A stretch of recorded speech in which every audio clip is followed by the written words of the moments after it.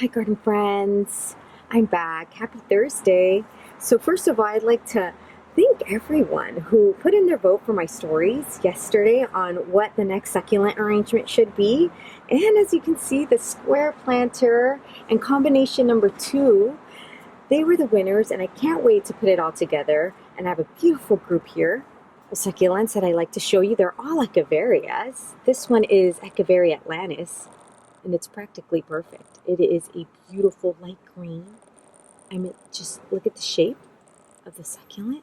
I like how it's so round. Oh my god, and the tips here, let's see, let me get it closer. The tips are like light pink. Oh, it's so beautiful. I love it. I have Echeveria Violet Queen. Check this baby out. It's beautifully stressed. It's completely pink. And look how it grows. I love it. It reminds me of a lotus peeking through a pond or something. I just love it. Violet Queen. Beautiful. I just love the shape. Oh, another beautiful one. Lola, right here. She's looking a little pale. Not as pink as I would like her to be, but still beautiful. Check out that shape. Oh. This is Echeveria Colorata, and this one's looking pale as well. Shouldn't be as white. It's usually a little more green. There's a green tint to it, but it's still very beautiful. It is smaller, but look at those tips. Look fierce. Oh, this is Echeveria Colorata, another beautiful one. And the last one, Echeveria Lime and Chili. And if you know anything about me, it's that I love Echeveria Lime and Chili. It's almost like marble to me. It's such a beautiful succulent. I love green succulents. I love them. So now, let me get started on the actual arrangement. Now that I've shown you the beauties here, and let's see, I'll fill this planter up all the way to the top with succulent soil. Okay, that's good enough right there. And I will start with my Atlantis. And I'll put it in this corner right over here. I'll try to kind of put it towards the rim, towards the corner, and pack in some soil underneath it to settle it down. Perfect. Now I'll go for my Lola. Put her right there. Snuggle it in right there. Perfect, right there. And I'm going to grab a little more soil and just sneak it through the back there. I also want to get the back right there. Perfect. So I will put, because it grows up like that, I will put the Violet Queen in the center. Right there.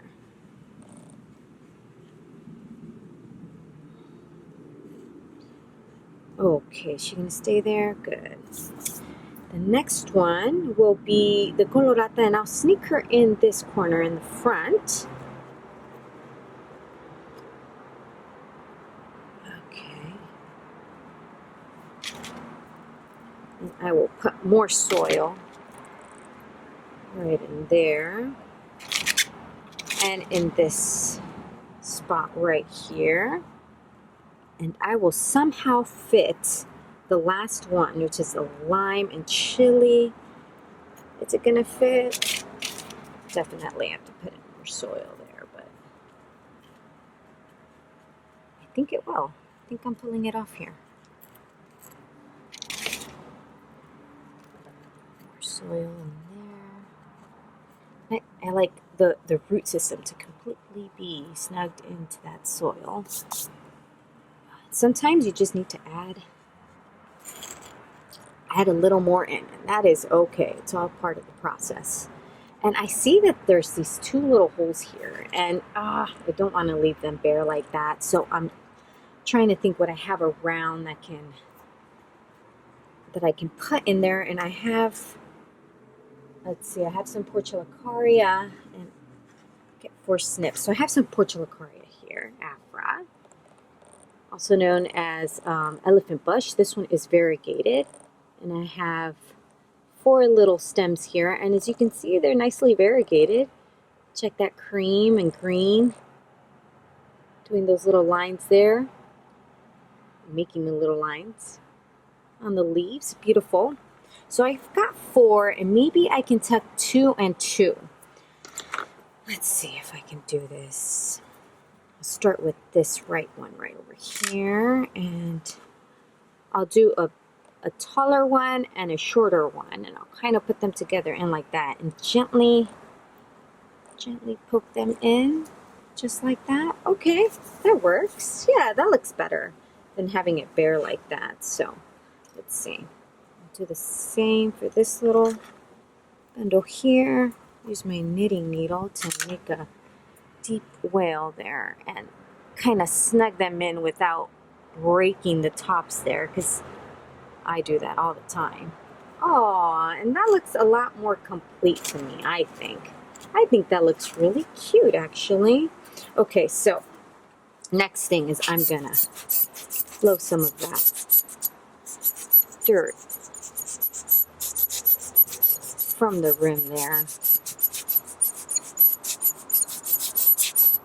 from the succulents right there. They got a little dirty. Okay. And now I will go for some stones here and there, but I have to pick the really small ones because they're really tight spaces here that I need to fill. And I'll poke some through that little hole there. These are too big. So I've got some smaller ones in this pile here. I'll collect those. Okay. So with my knitting needle, I will poke those in right there. And let's see, where else can I tuck some in? In this back little space here. Oops. Didn't mean to move my tripod there, but hey, I'm not perfect. But yeah, sorry for the shakiness there. And I will tuck another stone in there. Let's see. I am almost done with this arrangement, and I see that I can fit some in there. Got a few more small ones. Tuck them in to this little hole there. Grab my knitting needle and nudge them in. Oh, and that looks good. I feel that looks good. Oops. Gonna get that one in. And I'm all done. And I really like how it came out. Let's see if I can give you a better look. Very nice. Oh, well, and we did it together. That's the best part, right? I'm happy how it came out. I hope you like this arrangement. And until the next time, thank you so much. Bye, garden friends.